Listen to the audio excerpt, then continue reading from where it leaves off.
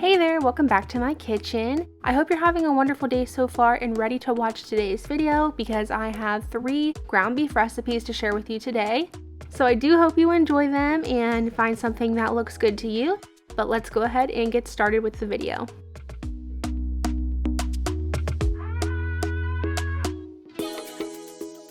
First up today, we're making this cheesy beefy noodle recipe. I honestly don't know what else to call it, but it was beefy and cheesy and delicious. So starting off, I'm adding 1 pound of ground beef and 1 small chopped onion into the same pan. I am just going to let these cook in here together until they are cooked all the way through.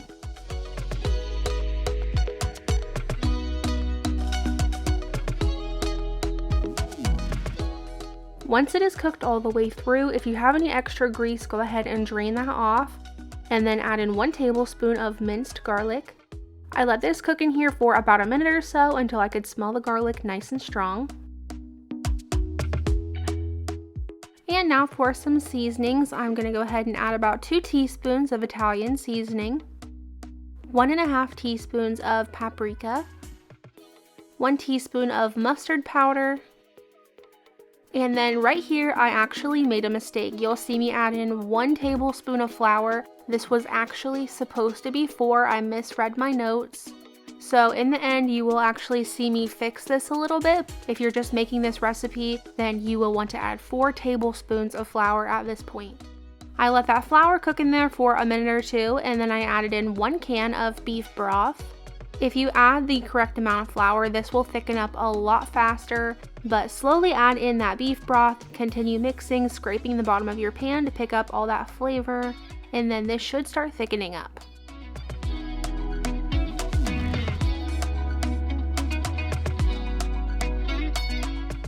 You'll also add in about 15 ounces of tomato sauce, and again, give that a good mix together.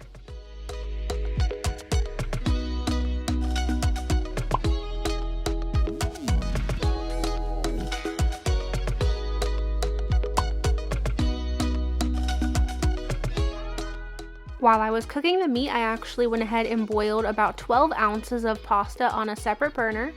Any type of pasta will do, so whichever one is your favorite. I added the meat sauce in there and then 3/4 of a cup of half and half or heavy cream.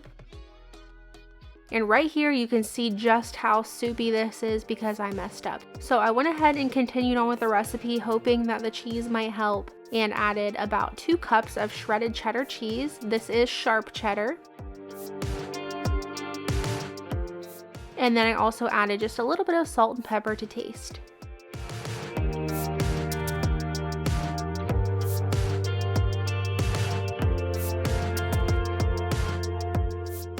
After mixing in the cheese and seeing that it did not really thicken up that much, to solve my problem quickly, I went ahead and just used a cornstarch slurry. I didn't really measure the cornstarch, I just added it into a small bowl and then added some of the liquid from my pan, mixed it together and added it in, and then I let this simmer for about 10 minutes. So here's what it looked like actually after adding in the cornstarch slurry. It really did save the day here.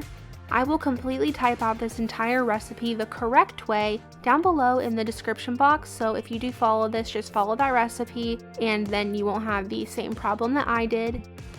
Here is what my bowl looked like in the end. I like to just add some red pepper flakes onto mine to give it a little bit of a kick, but it's honestly such a comfort food, so cheesy, I think you'll really like it.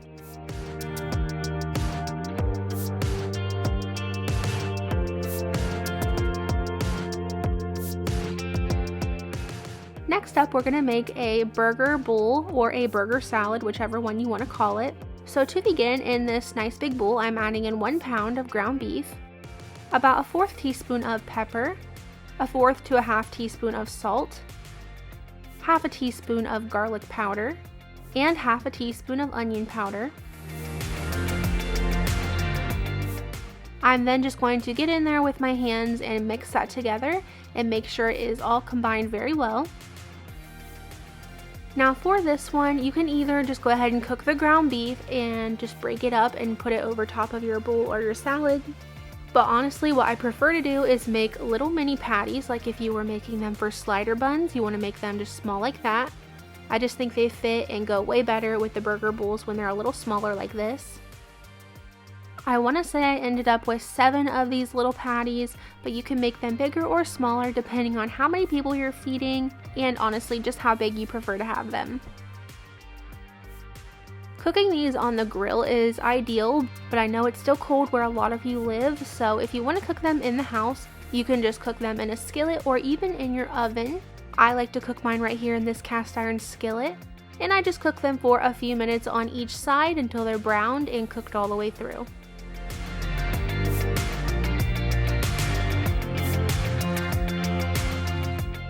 While your burgers are cooking, you can go ahead and get everything else ready to go, so I went ahead and chopped up some lettuce. I sliced just a little bit of red onion, and then I also sliced up a Roma tomato. Here is the sauce that my husband likes to use. It's called Secret Sauce. You can pick this up at Walmart.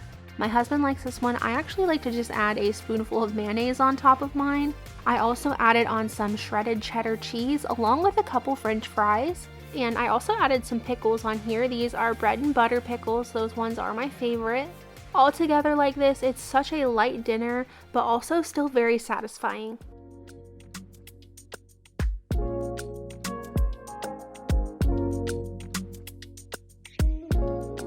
And last but not least, we are doing a Mexican naan bread pizza. I have been craving this for so long, so I finally just did it this week. I went ahead and preheated my oven to start to 375 degrees. I'm also just going to chop up half of a yellow onion, and then into my skillet I have 1 pound of ground beef. I am just adding that pound of ground beef and onion in here together, and I'm going to let them cook until they are all the way done.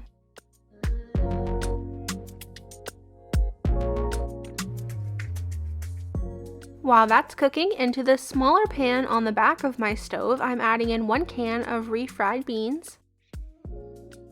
Now to spice these up a little bit, I like to add a couple things in here. So to start, I'm going to let those warm up and then add in about 2 spoonfuls of sour cream, a couple dashes of cumin, and a couple dashes of chili powder, and then I mix it together and let it continue heating up. That's all I do to those. It just gives them a little bit extra flavor and makes them a lot smoother. Once my ground beef was done, I did go ahead and drain off any grease that was in there. I also just added a little bit of water and then about 3 tablespoons of taco seasoning. I got that mixed together, and then I'm just going to leave this sit over here for just a minute until I'm ready to use it. Now onto a baking sheet, I went ahead and added my 2 pieces of naan bread. For the base of this naan bread pizza, we're going to be using that refried bean mixture. There's honestly enough ingredients here where you could get away with making about 3 of these pizzas, but since there was only 2 of us, I only did 2.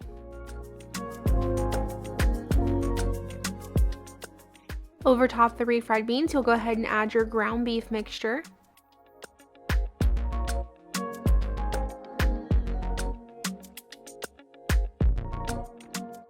And finally, you'll add some shredded cheese. I'm just using a Mexican cheese blend.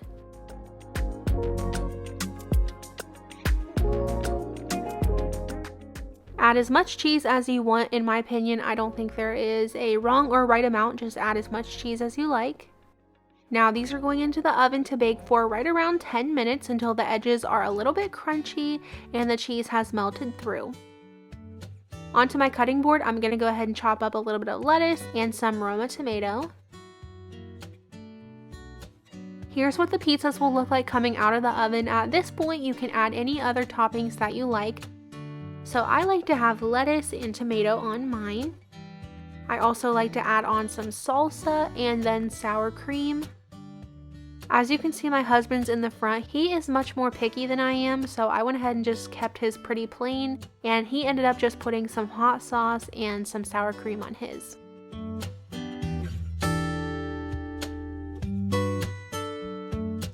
Here is my finished plate in the end. This is just a couple pieces of mine. This is not the whole pizza. As you can see, the crust has hardened up a bit on the edges, which was really nice. It gives you a little bit of something to hold on to.